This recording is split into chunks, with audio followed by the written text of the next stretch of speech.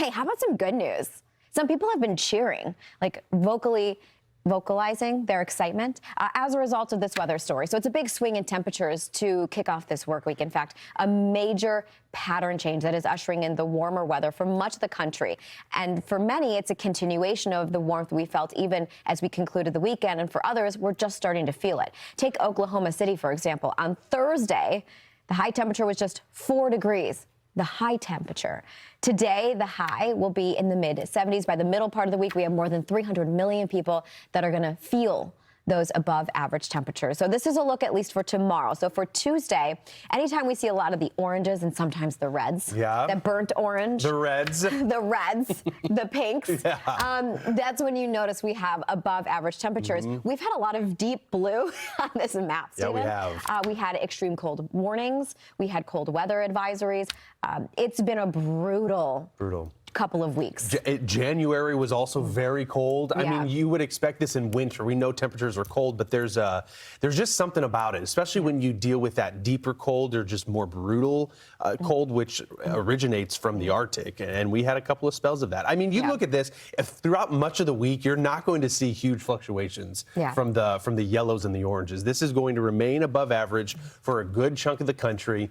Each story is different because you look in parts of the plains. I mean, we're looking here along the Front Range. Denver's going to this week be making a run at 70 degrees. Minneapolis, what a story we've seen emerge in Minneapolis. 41 degrees is that temperature right now.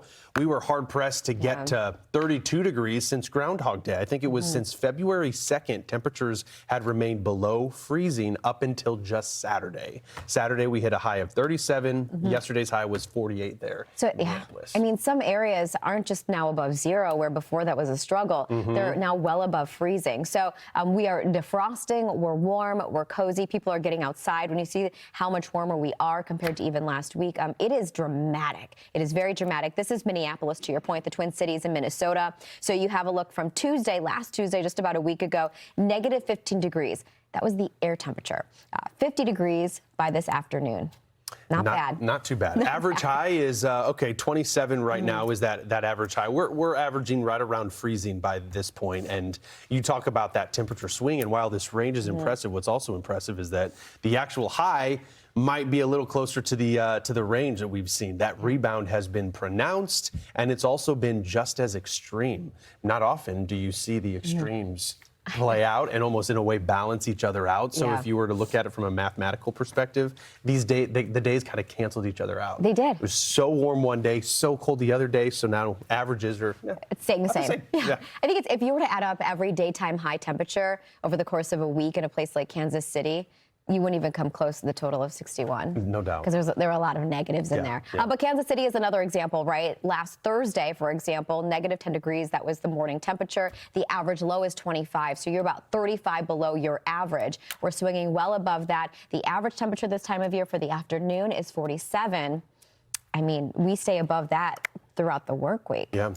Being from Michigan in the winter, we have people who head out on the ice. Yeah. And they'll actually build shelters out there. They're little ice shacks, fishing shacks. I guess the Minnesota Department of Natural Resources, they're encouraging people to get off that ice. Yeah. It's one of the things. With the warming temperatures, that ice becomes, well, it starts to melt. Yeah. And it becomes very vulnerable to thinning out. So by law, actually, to your point, Stephen, they have to be removed, at least in the southern 2/3 of Minnesota, by March 4th, which is what? Next week, next Tuesday. Next week, because this whole week is going to feature temperatures well above average. If you look close enough at the forecast for the Great Lakes, I was checking in on Duluth, Marquette, the UP of Michigan, I should say. There's still a chance for snow, but temperatures up there will be like 34, 35. So you're talking above freezing. Yeah.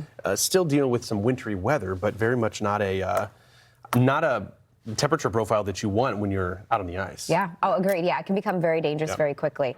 So we'll be talking about the temperatures throughout the week, but all of this warm also, by the way, spread the love. Right? All that warm air is going to be pushing east to the I-95 corridor, areas of the mid-Atlantic, the Northeast. We're also going to see these temperatures continue to climb. And in fact, some of the afternoons will be spent right around the 50-degree mark. New York City, Washington, D.C., among some of the major metros that are going to get in and that spring-like temperature rebound for the work week. But it's not just them. By Thursday, we're going to feel temperatures at least 10 degrees above average along the eastern seaboard. And that includes areas North Carolina, Massachusetts, into Boston. It's so funny, Stephen. We were talking about this last week, and anytime you're above, I think, 35 degrees, if you're in the 40s, you have outdoor dining options in New York City. Yeah. People just put on the layers and you sit out there, right? You deal with it. It felt like spring in so many of these metros that everybody was getting out. Because of how cold it's been. Yeah. It's been so extreme. Yeah. So you get out there and it's like, wow, this isn't even that bad. Even people who were feeling the 20s after feeling negative 20, I mean, it's a similar feeling. I mean, it's still very cold in the 20s, but this weekend has not been a complaint at all. The Eastern Seaboard is going to have a similar story like the rest of the country, or at least I will say east of the Rockies. Temperatures above average, maybe a couple of degrees, but even that we're near average now is a big deal. But you see where that warmth is originating. It's the plains, and it's eventually going to be along the Eastern Seaboard up into Richmond, New York. Look at Richmond.